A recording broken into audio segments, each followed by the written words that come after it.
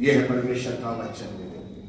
तो वो लिखता है अंधों की आंखें खोली जाएंगी, बहरों के कान खोले जाएंगे, तब लग रहा हिरनी किसी चौकड़ियां भरेगा और गूंगे अपनी जीभ से जय जयकार करेंगे, क्योंकि जंगल में जल के सोते फूट निकलेंगे और मरुभूमि में नदियां बहने लगेंगी। और मरुभूमि में जहां उपज नहीं है, जहां बंजर है, वादा किया है केसर फूलेगा। केसर कैसे फूलेगा? जब नदियां फूट जाएंगी। परमेश्वर के वचन की नदियां फूट जाएंगी मेरे लोगों। आपको मैं बता दूं, आप में से एक एक बहन, एक एक भाई जो यहां बैठा है ना, वो परमेश्वर की पत्री बन जाएगा, जाके गवाही देगा। और जब गवाही देगा तो मैं सोचता हूं शायद यहां बैठने की जगह भी नहीं, नदियां बह जाएंगी, परमेश्वर का अनुग्रह भर जाएगा, बहुत आयत की जिंदगी आ जाएगी, आशीषों से भर जाएंगे। तब वो लिखता है मरुभूमि में नदियां बहने लगेंगी, मृग तृष्णा ताल बन जाएगी और सूखी भूमि से सोते फूटेंगे, और जिस स्थान में सियार बैठा करते थे उसमें नरकट और सरकंडे होंगे। आमीन। खुदा के वादे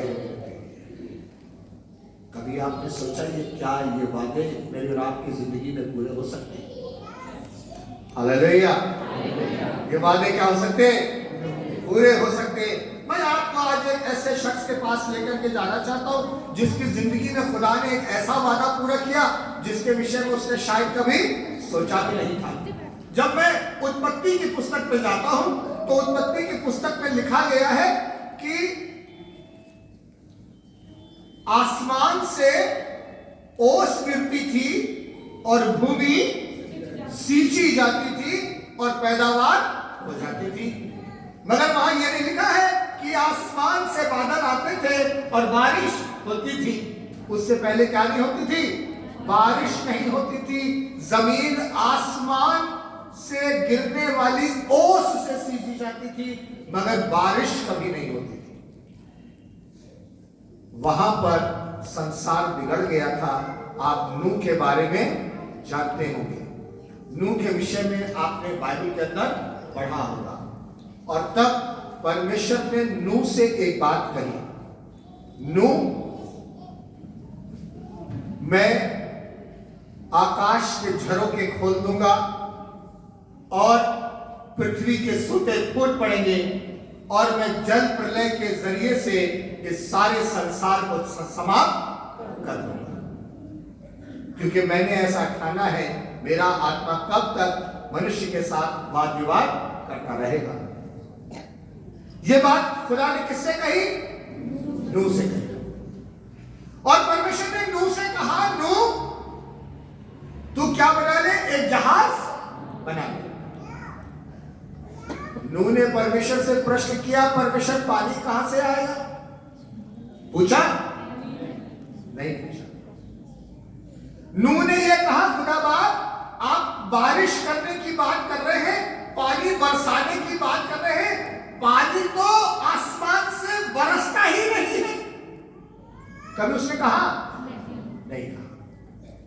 खुदा ने उससे कहा तू क्या कर, एक जहाज बनाना शुरू कर। और नूह ने क्या किया? जहाज बनाना। क्यों? क्योंकि परमेश्वर ने कहा, और नूह ने जहाज बनाना शुरू कर दिया। कभी आपने बाइबल में बैठ करके सोचा वो जहाज कैसा है? आप अपने इमेजिनेशन में सोचें, अगर आप अपने दिमाग में सोचें जहाज कैसा बनता है? पतला, लंबा, इधर से तिकोना इधर से तिकोना जहाज देख रहे हैं ना, पानी का जहाज कैसे बनता है? ऐसे ही तो बनता है। लेकिन परमेश्वर ने उसको कुछ डायमेंशन दिए और खुदा ने उससे कहा कि तू जहाज बनाना शुरू कर। हम चलते हैं उत्पत्ति की पुस्तक में, देखते हैं परमेश्वर क्या कर रहा है। उत्पत्ति 6 अध्याय और उसके 14 और 15 पद को पढ़ेंगे। इसलिए जी तू गोबेर वृक्ष की लकड़ी का एक जहाज बना ले। क्या बना ले? जहाज बना ले। एक जहाज बना ले। पानी का जहाज कैसा होता है? आप अपने दिमाग में सोचिए जहाज कैसा होता है पानी का। उसमें कुछ पाल लगी होती है, कपड़े की पाल, पुराने जमाने का जहाज है ना। वो आगे से तिकोना होता है, पीछे से भी तिकोना होता है, बीच में से चौड़ा होता है, बहुत लंबा सा होता है, ठीक है ना। ऐसे ही जहाज का दिमाग में आता है पानी का जहाज कैसा होता है ना। लेकिन आप जरा सोचें, ये परमेश्वर का जहाज है जो बन रहा है। क्या कहा गया यहां पर? इसलिए तू गोबेर वृक्ष की लकड़ी का एक जहाज बना ले जी।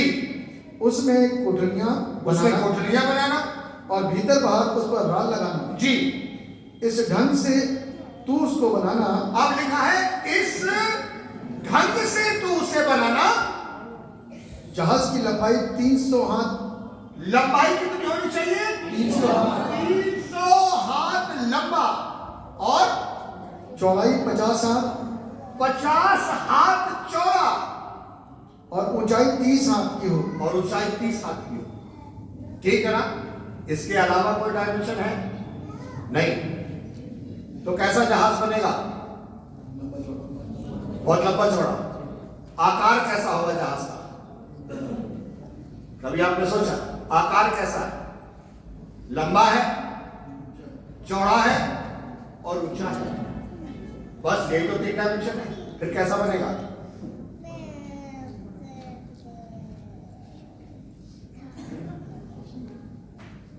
आयताकार है कि नहीं? लंबाई, चौड़ाई और ऊंचाई। नोके वोके नहीं बताई तो परमिशन। तो कैसा बनेगा? जस्ट एक बॉक्स के माने, है ना। ये तो बताया ना। लंबाई बताई है, लंबाई, चौड़ाई और उसकी। तो बॉक्स कैसा बनेगा? सपोज मानिए लंबाई ये है, चौड़ाई ये है और ऊंचाई ये है। आयताकार बॉक्स की तरह एक जहाज बन रहा है। और परमेश्वर ने कहा उसमें क्या बनाना? कोठरियां बना देना, है ना। बॉक्स ही तो हुआ ना, बॉक्स बन गया। फिर लिखता है जहाज में एक खिड़की बनाना और उसके एक हाथ ऊपर से इसकी छत बनाना और जहाज की एक ओर एक द्वार रखना और एक दरवाजा रखना और जहाज में पहला, दूसरा, तीसरा खंड बनाना। जहाज में 1, 2 और 3 खंड बनाना। और सुन मैं आप पृथ्वी पर जल प्रलय करके जी सब प्राणियों को जिनमें जीवन का प्राण है आकाश के नीचे से नष्ट करने पर हूं। मैं आकाश के नीचे से उन्हें नष्ट करने पर। क्या क्या बनाना तो जहाज में? लंबाई इतनी रखना, चौड़ाई इतनी रखना, ऊंचाई इतनी रखना, एक दरवाजा बनाना, एक खिड़की बनाना, उसके एक हाथ ऊंचाई से उसकी छत डाल देना, ठीक। 3 खंड बनाना, 3 स्टेप में छोटी छोटी कोठरियां बनाना और उसके अंदर जितने जानवर हैं ला करके रख देना और दरवाजे को मैं क्या कर दूंगा? बंद कर दूंगा। एक चीज नहीं बनाई। क्या चीज नहीं बनाई? जो बहुत मेजर चीज नहीं बनाई। सोचे क्या नहीं बनाया?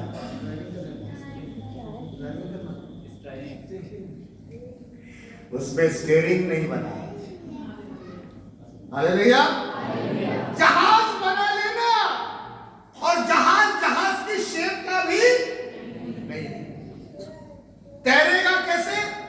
चलेगा कैसे? नूह ने खुदा से सवाल नहीं किया, खुदा बाप इसे मैं चलाऊंगा कैसे? खुदा बाप ये तो जहाज के शेप का भी नहीं है, मैं इसको तैराऊंगा कैसे? उसने कहा प्रभु आपने कहा और मैंने बना दिया। बात कर जानते हैं, यह है उसका भरोसा। कोई सवाल नहीं है, जबकि मेरे और आपके पास जीवन में बड़े सवाल हैं। प्रभु मेरे बेटे की शादी नहीं हो रही है, तो क्यों नहीं हो रही है? कैसे होगी? कब होगी? कहां से होगी? नौकरी नहीं मिल रही है, कैसे मिलेगी? कब मिलेगी? कहां से मिलेगी? मैं कहां जाऊं? मैं क्या करूं? मैं कैसे करूं? मैं कहां तक पढ़ूं? कहां तक ना पढ़ूं? मैं क्या करूं? मैं बीमार हूं, मैं चंगा हो जाऊं, मैं इस डॉक्टर को दिखा दूं, चर्च में चला जाऊं, फिर दूसरे डॉक्टर को भी दिखा लूं, वहां से फर्क ना पड़े तो ओझा के पास भी चला जाऊं, झाड़ फूक भी करा लूं, पत्ते भी खा लूं, आयुर्वेदिक भी खा लूं, होम्योपैथिक भी खा लूं, एलोपैथिक भी खा लूं, मैं सब कर लूं, और फर्क कभी कुछ ना पड़े। जानते हैं यहां नूह के परिवार का सवाल है।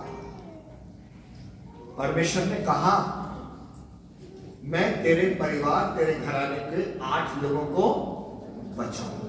प्रॉमिस, वादा किया खुदा ने, मैं तेरे परिवार के 8 लोगों को क्या करूंगा? बचाऊंगा, और तू उसमें हर प्राणी का एक एक जोड़ा रख लेना। जानते बहुत से लोग उसे जहाज का नाम देते, मगर मैं उसे जहाज का नाम नहीं देता। बताओ उस क्या था? वो जहाज नहीं, वो नया जीवन था। क्या था उसमें? नया जीवन था। सब कुछ खत्म हो जाएगा और फिर उसमें से क्या निकलेगी? एक नई जिंदगी निकलेगा, एक नया जीवन निकलेगा। जितने लोग परमेश्वर पर भरोसा रखते हैं उनसे एक नई जनरेशन निकल के तैयार होती है, और वो काहे के लोग होते हैं? वो परमेश्वर के लोग होते हैं। आमीन। और तब नूह ने जहाज बना लिया। जानते हैं नूह ने सवाल नहीं किया, प्रभु जी गोपेल की लकड़ी तो मैं ले आया, जहाज मैंने बना लिया, सारे लोगों को रख लिया, दरवाजा आपने बंद कर दिया, अब ये तैरेगा कैसे? पानी कहां से आएगा? बारिश होगी कि नहीं होगी? ऊपर से जल बरसेगा कि नहीं बरसेगा? प्रभु अभी तक तो ओस गिरती है, जल ऊपर है कि नहीं है? ये सारे सवाल उसके पास नहीं थे। यदि मैं और आप होते तो क्या कहते? प्रभु जहाज तो बना लिया, जल कहां से आएगा ये तो बताइए। ये जहाज तैरेगा कि नहीं तैरेगा? प्रभु चर्च तो हम चले गए, आराधना भी कर ली, स्तुति भी कर ली, ये बताइए चंगाई मिलेगी कि नहीं मिलेगी? कितने दिन में चमत्कार होगा कि नहीं होगा? बेटे का ब्याह होगा कि नहीं होगा? चंगाई मिलेगी कि नहीं मिलेगी? नौकरी लगेगी कि नहीं लगेगी? हम इन्हीं बातों में फंसे रहेंगे। ऐसा नहीं किया। उसने क्या किया? उसने कहा प्रभु आपने कहा है तो सब कुछ। मैं आपको आज एक बात बता दूं, परमेश्वर कभी भी झूठ नहीं बोलता। वचन में लिखा है परमेश्वर कभी भी झूठ नहीं बोलता। परमेश्वर ने कहा था आकाश के झरोखे खोले जाएंगे और बारिश नीचे आएगी। इट्स मीन परमेश्वर ने आकाश में पानी रखा था। कैसे पता? उत्पत्ति की पुस्तक पहले अध्याय में लिखा है, उसने जल को 2 हिस्सों में बांटा, ऊपर का जल ऊपर और नीचे का जल नीचे। कैसे हिस्से बांटे खुदा ने? ऐसे करके नहीं बांटा जल। कैसे बांटा? ऐसे करके बांटा। ऊपर का जल ऊपर और नीचे का जल नीचे, और नीचे के जल को समुद्र और ऊपर के जल को आसमान कहा गया। यानी कि जल ऊपर था मगर नूह को मालूम नहीं था। नूह ने तो क्या किया? विश्वास किया, और परमेश्वर ने कहा कि मैं झरोखे खोलूंगा क्योंकि जल ऊपर था। मेरा परमेश्वर कभी भी मुझसे और आपसे झूठा वादा नहीं करता। हालेलुया। क्यों नहीं करता? क्योंकि वो करने में सक्षम है जो वो करने के योग्य है। क्योंकि वो सृष्टि करने वाला परमेश्वर मेरे और आपके गुनाहों को माफ करने, मुझको और आपको आशीष देने, मुझको और आपको अनुग्रह से भरने के लिए सदा सर्वदा जीवित परमेश्वर है। वो कभी मुझसे और आपसे झूठ नहीं बोलता है। यदि उसने कहा है मैं तुम्हें नया जीवन दूंगा, मैं तुम्हें चंगाई दूंगा, मैं तुम्हें आशीष दूंगा, तो मेरा परमेश्वर मेरे को आशीष देगा। जब उसने नूह से वादा किया मैं तेरे घराने को बचाऊंगा, और उस बचाने के वादे पर उसने अपने कमजोर हाथों को क्या किया? गढ़ दिया। पूरे परिवार ने मिलकर के जहाज बनाया, और नतीजा क्या निकला? सारी दुनिया नष्ट हो गई मगर नूह और नूह का परिवार अच्छा। आमीन। आज ऐसे ही भरोसे की क्या है जरूरत है। मुझको और आपको परमेश्वर के सन्मुख जाना ही पड़ेगा, उसको कहना पड़ेगा, परमेश्वर बताइए मैं अपने जीवन को कैसे जीऊं। अब मैंने तो अपना स्टीयरिंग निकाल दिया है परमेश्वर, अब तो ये जीवन किसके हाथों में है? इस जहाज को चलाना आपके हाथ में, इसको तैराना आपके हाथ में, इसको बचाना आपके हाथ में। फिर जानते हैं हम एक आयत में और चलेंगे, एक पद निकाल करके देखेंगे। भजन संहिता की पुस्तक 32वें अध्याय का 8वां पद, भजन संहिता 32 अध्याय का 8 पद खोलेंगे, उसमें लिखा है मैं तुझे बुद्धि दूंगा। अरे क्या करूंगा? जब आप अपने आप को किसके हाथों में छोड़ देंगे? परमेश्वर, अब मेरी बुद्धि काम नहीं कर रही है, मेरे बस का कुछ नहीं है। कई बार मैंने महिलाओं को देखा है अपने बच्चों से, अपने हस्बैंड से कहती, भाई मेरा तो दिमाग काम करना बंद कर दिया। याद कर लीजिए, जब आपका दिमाग काम करना बंद कर दे, तब परमेश्वर कहता है मैं तुझे क्या दूंगा? बुद्धि दूंगा। मैं तुझे बुद्धि दूंगा जिस मार्ग में तुझे चलना होगा और जिस रास्ते पर तुझे चलना है उसमें तेरी अगुवाई करूंगा। उसमें मैं तेरी अगुवाई क्या करूंगा? अगुवाई। अगुवाई का मतलब आगे आगे मैं चलूंगा, पीछे पीछे मेरे तू चलना। मैं तुझे अकल दूंगा, मैं तुझे समझ दूंगा, मैं तुझे बुद्धि दूंगा। मैं तेरे घर की समस्याओं को तू कैसे निपटाएगा इसकी बुद्धि कौन देगा? परमेश्वर देगा।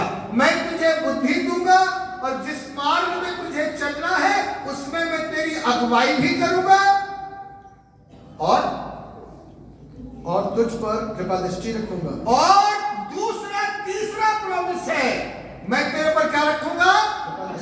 कृपा की दृष्टि भी रखूंगा और सम्मति दिया करूंगा। और बार बार मैं तुझे सम्मति यानी कि अच्छी मति, सुंदर सलाह भी दिया करूंगा।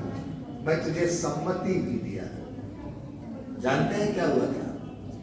जब जहाज का नक्शा मिल गया और जहाज बनना शुरू हुआ, तब खुदा ने कहा गोपेर की लकड़ी ला, गोपेर की लकड़ी ला और जहाज बनाना शुरू कर दे।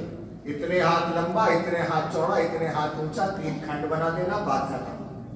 ठीक है ना? उसने सवाल नहीं पूछा किसकी बुद्धि काम कर रही है? नूह की नहीं, किसकी बुद्धि थी? कहा ना मैं तुझे बुद्धि दूंगा और जिस रास्ते पर तुझे चलना उसमें मैं तेरी क्या करूंगा? अगुवाई भी करूंगा और मैं तुझ पर कृपा की दृष्टि भी रखूंगा। आपको पता है जिसके ऊपर परमेश्वर की कृपा की दृष्टि हो जाए उसका तो जीवन ही। नूह के ऊपर क्या हो गई थी? नूह और नूह के परिवार पर परमेश्वर की दया की दृष्टि थी। दुनिया तबाह हो गई मगर वो बर्बाद नहीं। मैं तुझ पर कृपा की दृष्टि भी रखूंगा और तुझे सम्मति भी दिया करूंगा। वो मुझको और आपको बुद्धि देगा, समझ देगा। मैं अपने परिवार की समस्याओं का समाधान कैसे करूं, मैं अपने जीवन की कठिनाइयों का समाधान कैसे करूं, मैं कैसे अपने जीवन को संभालूं। लोग आपके विषय में कुछ भी बात करते हो, आपको परवाह करने की आवश्यकता नहीं। जानते हैं ना, कई बार हम अपने बच्चों से कह देते हैं ये तो बिल्कुल बेवकूफ है, इसमें तो बुद्धि नहीं है। जिसको लोग कहे ना कि ये बेवकूफ है, इसमें बुद्धि नहीं है, इसे कार्य करने की शैली नहीं है, इसको सोचने समझने की ताकत नहीं है, उसे कुछ नहीं करना है। उसे सिर्फ परमेश्वर के पास जाना और उससे कहना प्रभु आपने वादा किया है, मैं तुझे बुद्धि दूंगा, मैं तेरी अगुवाई करूंगा और तुझ पर कृपा की दृष्टि भी रखूंगा। यकीन जानिए, बुद्धि देने वाला, कृपा की दृष्टि रखने वाला, अगुवाई करने वाला, लेकर के चलने वाला और बेहतर सलाह देने वाला परमेश्वर आपके पास है, जो आपको बचाने में पूरी रीति से कैसा है? सक्षम है। क्योंकि बाइबल कहती है नीति वचन 15 अध्याय के 22वें पद में, नीति वचन 15 अध्याय के 22 पद में जी, बिना सम्मति की कल्पनाएं, बिना सम्मति की कल्पनाएं, सम्मति के, अगर सलाह अच्छी ना मिले, बिना सम्मति के की कल्पनाएं कल्पना किसे कहते हैं, कभी सोचा आपने? आपके इमेजिनेशंस, आपकी इच्छाएं, आपकी डिजायर, जो आप चाहते हैं कि मेरे लिए ऐसा हो, परमेश्वर मेरे जीवन में ये होना चाहिए, परमेश्वर मेरे जीवन में वो होना चाहिए, मुझे चंगाई मिलनी चाहिए, मुझे ऐसा होना चाहिए, मेरे बच्चे पढ़ने चाहिए, मेरा घर बनना चाहिए, मेरे कमरे होने चाहिए, मुझे आशीष मिलनी चाहिए, मेरी जिंदगी में ये तमाम चीजें होनी चाहिए। लिखा है बिना सम्मति के कल्पनाएं निष्फल हुआ करती हैं। कल्पनाएं बेकार हैं। अगर आपको सम्मति नहीं मिलेगी, कल्पनाएं पूरी होने वाली। अभी एक बेटी गवाही दे रही थी, खड़ी हुई, जब प्रभु के पास आए थे तो घर भी नहीं था, अब 5-5 कमरे हो गए, सब अपने अपने कमरे में सो। काहे से हुआ ये बुद्धि किसने दी है? ये सम्मति किसने दी? ये सलाह किसने दी? ये आशीष किसने दी? ये बरकतें कहां से आई? मेरे प्रियो, जब तक प्रभु के पास नहीं जाएंगे, आपकी कल्पनाएं पूरी होने वाली। कल्पनाएं बिना सम्मति के अधूरी, वो पूरी नहीं हो सकती। इसलिए परमेश्वर वादा कर रहा है कि मैं तुमको क्या दूंगा? बुद्धि दूंगा, मैं तुमको सलाह भी दूंगा, और जिस रास्ते में चलना है उसमें तुम्हें लेकर के भी चलूंगा। सवाल नहीं करने हैं, वहां पूछना नहीं है, आंख मीच करके खामोशी से क्या कर लेना है? भरोसा कर लेना। प्रभु आपने कहा है बारिश होगी तो बारिश होगी, बात खत्म। दुनिया कुछ भी कहती रहे, लोग कुछ भी कहते रहे, लोग कैसी भी बातें आपके विषय में करते रहे, जानते हैं, लोग कहते हैं अरे ये तो ईसाई बन गए, इन्होंने धर्म बदल दिया, ये कर दिया। अरे कहने दो जो कहता है। हमने अपने जीवन को बदला है, हमने अपनी जिंदगी को बदला है, हमने अपनी सोच को बदला है, हमने उस परमेश्वर से सम्मति लेना शुरू किया, और जो परमेश्वर सम्मति देता है वो व्यक्ति बुद्धिमान। नीति वचन 20:18 में देखेंगे, नीति वचन 20:18। सब कल्पनाएं सम्मति से स्थिर होती हैं। सारी कल्पनाएं सम्मति ही से स्थिर होती है। के साथ युद्ध करना चाहिए। सारी कल्पनाएं, जो भी आपकी कल्पना है, यदि परमेश्वर आपको बुद्धि ना दे, आपकी कल्पनाएं पूरी नहीं हो सकती। जो आप सोचते हैं, जो इमेजिनेशन आप करते हैं, ये काश मेरे जीवन में ऐसा होना चाहिए, वो काश आपके जीवन में पूरा हो सकता है। मगर वो कैसे हो सकता है?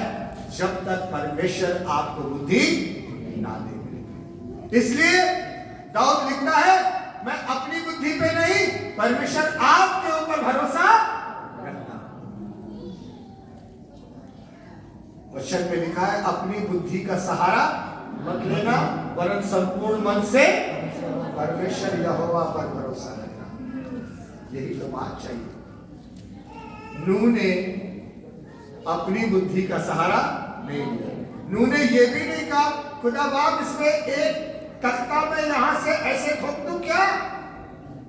ऐसे भी नहीं कहा उसने ये भी नहीं कहा खुदा बाप ये जो आपने मुझे 300 हाथ दिए हैं ना, ये 300 हाथ की लंबाई को मैं थोड़ी सी और बढ़ा लेता हूं, ऐसा भी नहीं कहा।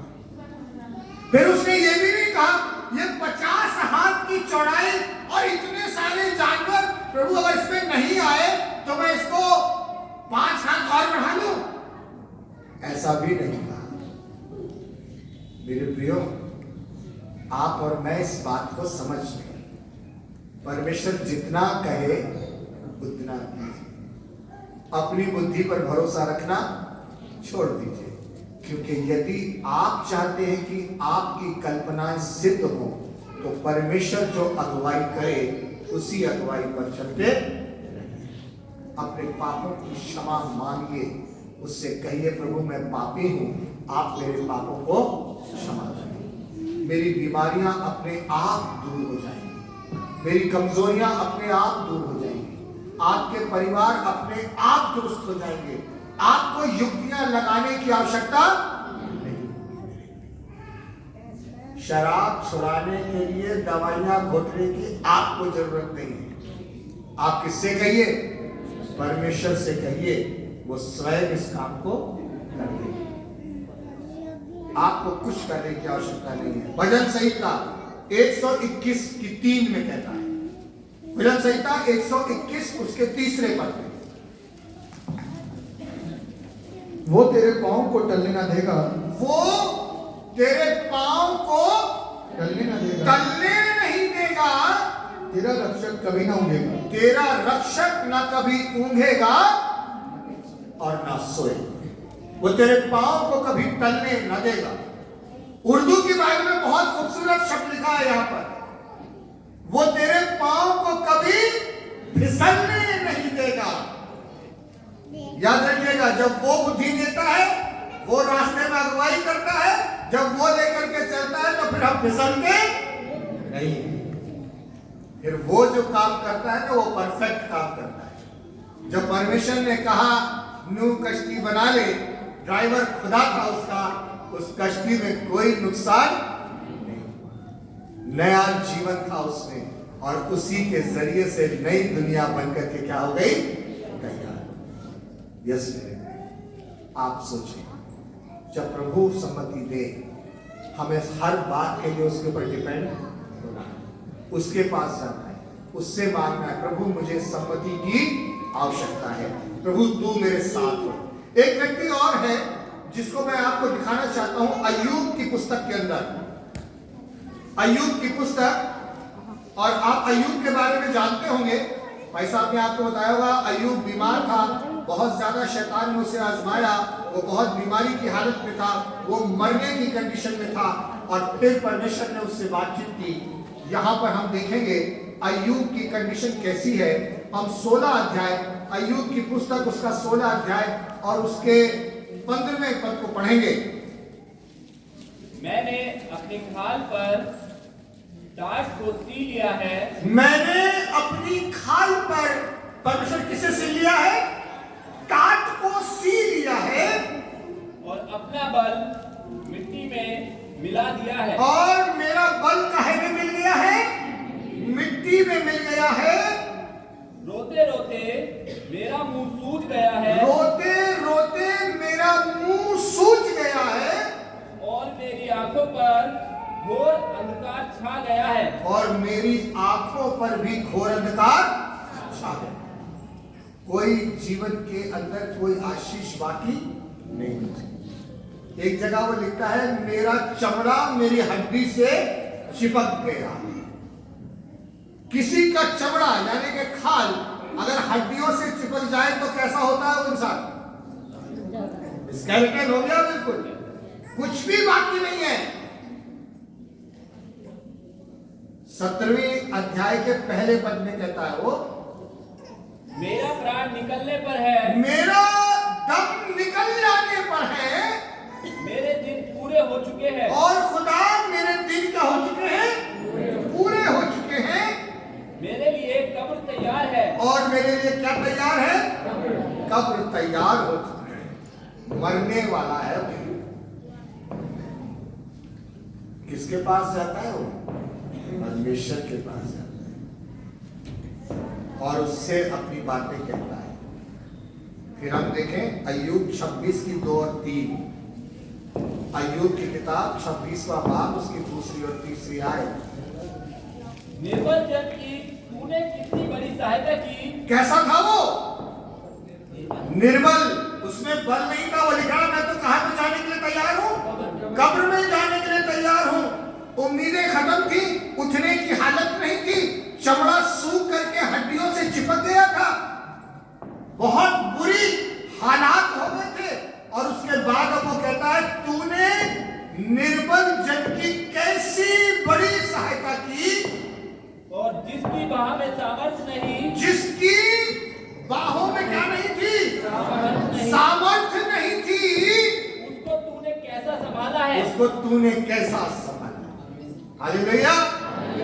यस मेरे भाई, जब आप उस परमेश्वर के अनुग्रह में चलना चाहते हैं ना, जब आप उस पर भरोसा करते हैं, यकीन जानिए बाह पकड़ के क्या कर देता है वो?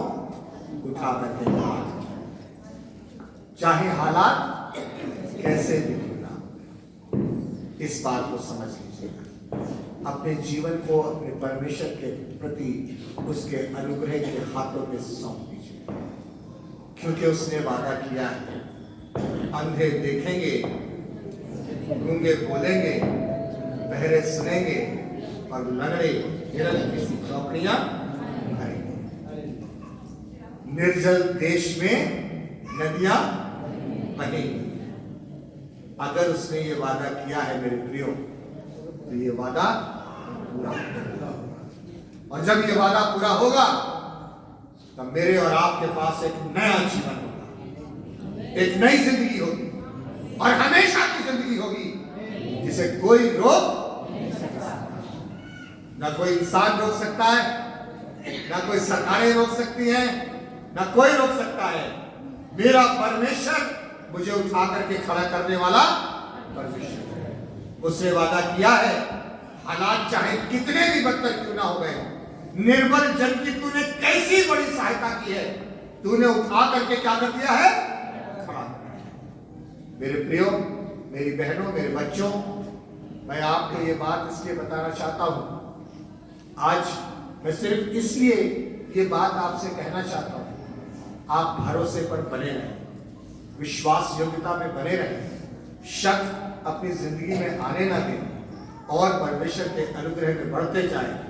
गवाहियां तो इससे बड़ी बड़ी भी होंगी। अभी पादरी साहब कह रहे थे, अगले हफ्ते गवाही इससे बड़ी होगी। हालेलुया! हम इससे बड़ी गवाहियों के साथ यहाँ पर होंगे और आशीष पाएंगे और अपने खुदावंद खुदा की हमद और सिताइश करने वाले हो सकेंगे। सबको जय मसीह की जय से। भाई साहब, थैंक यू।